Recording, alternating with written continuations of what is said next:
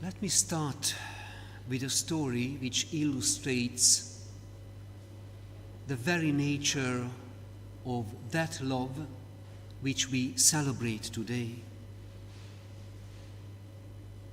And we can read and listen to this story against the background of our Mothering Sunday, of an openness and compassion of a mother's love. There was a deeply Christian man, an Irish Protestant, who happened to live in a small village that was predominantly Roman Catholic. The Irishman was well known by everybody for his life of service and goodness as a committed Christian, although he was not a Roman Catholic. The man died and had expressed a wish to be buried within the walled graveyard alongside the only church in the village, which happened to be, as mentioned, Roman Catholic. A couple of decades ago, church law of every religious denomination was very strict. They didn't accept the others. So when the Catholic priest, according to canon law, asked permission for this form, for this burial from his bishop, it was refused straight away. So the good man was buried just outside the wall of the Catholic graveyard. However,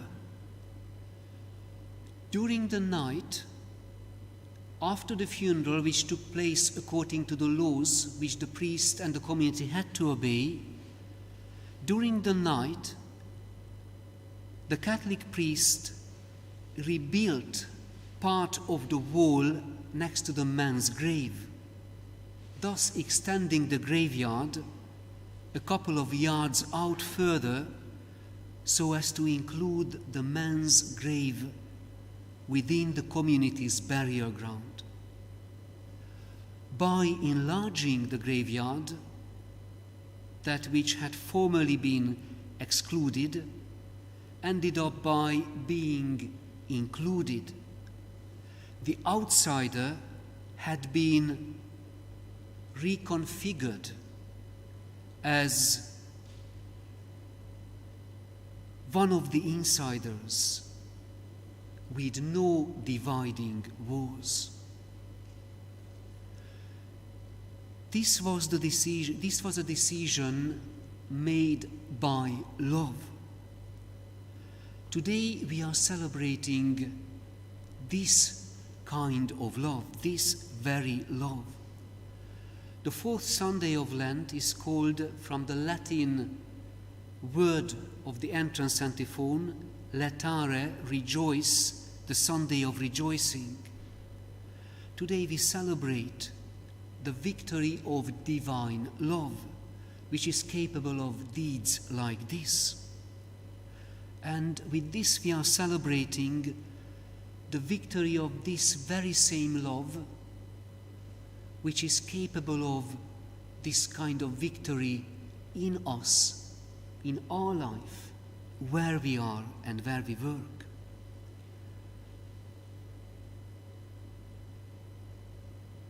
This Sunday,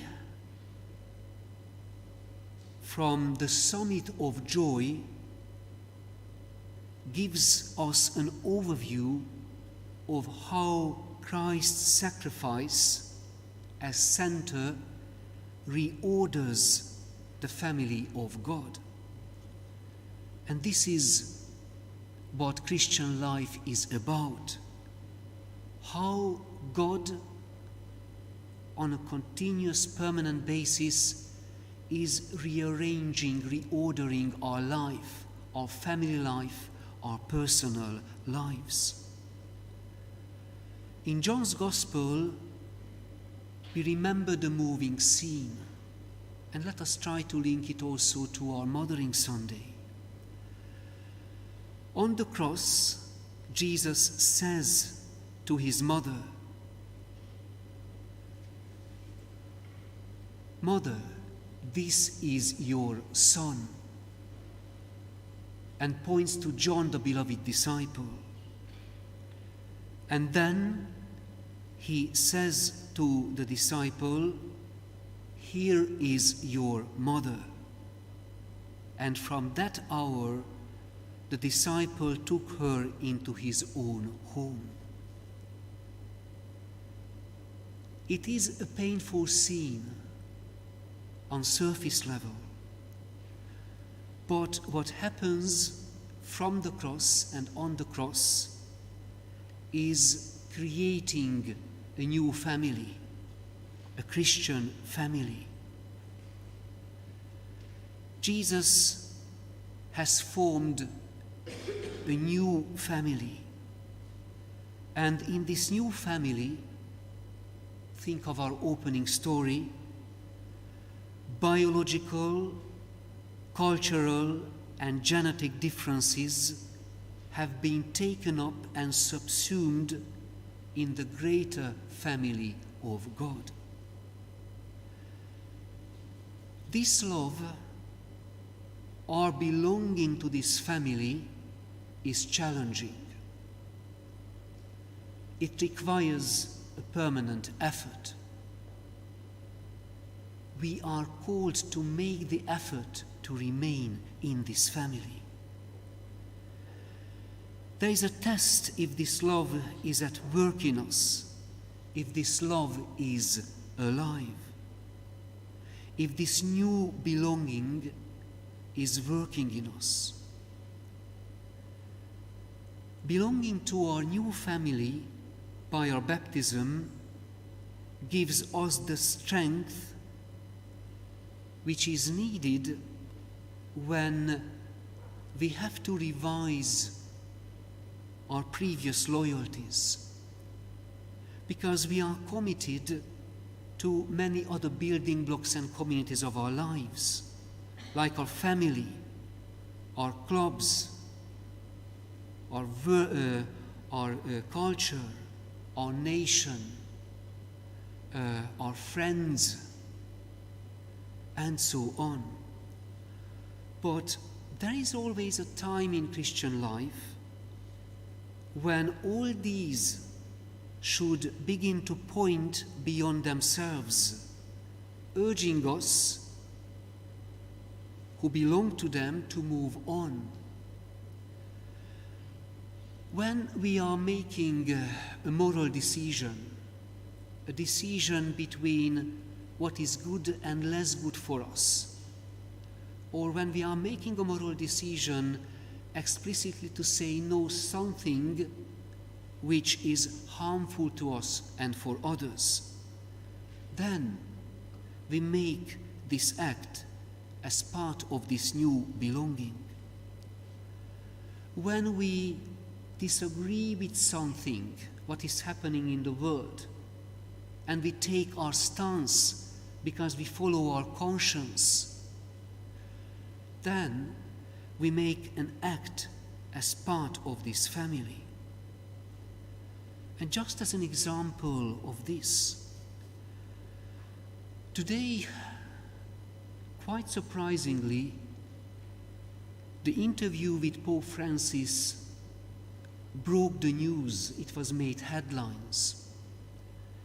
In an interview, he was asked about the war in Ukraine, and he came up with something surprising. He said that in a war, in a conflict, comes a time when the parties have to have the courage of raise the white flag. And he explicitly mentioned that Ukraine should raise this white flag not as surrender, but as genuine negotiation. And he said that raising the white flag making a decision according to being members of Christ's family requires the utmost courage. And he said that if we don't raise this flag in time, we are going to end up even in a worse situation when everything is lost and when many lives are lost.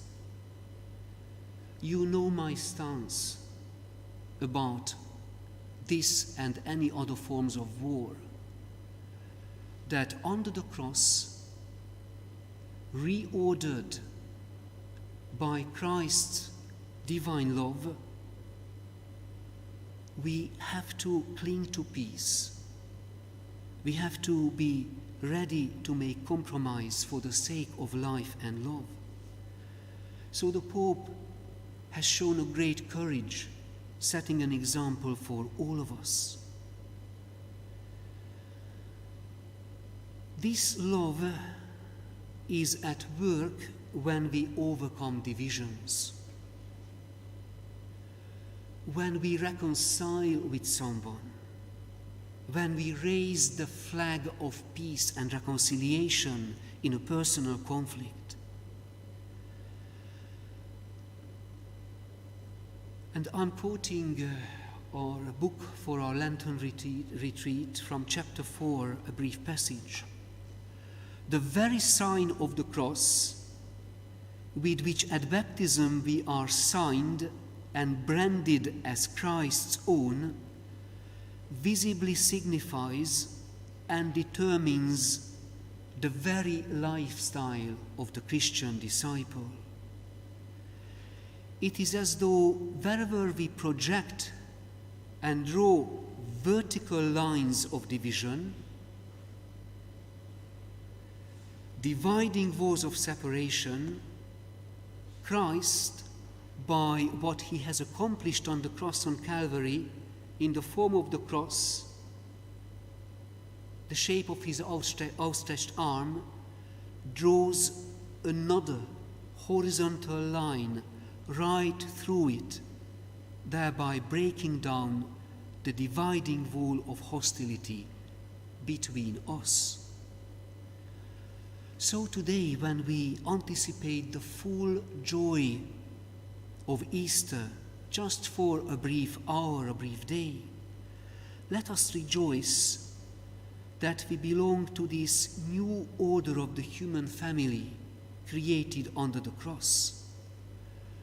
And today, on Mothering Sunday, and also having in mind the 8th of March, when we remembered International Women's Day, when we remembered the feminine gifts and charisma, let us celebrate our mother's love and mother's love in the world, which is the cell, the very first example of this forgiving love.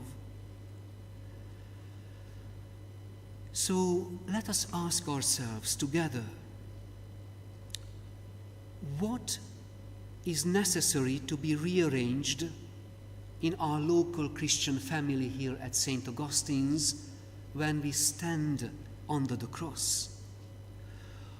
What needs to be reordered personally in our own hearts and lives, in our family lives, in our attachments?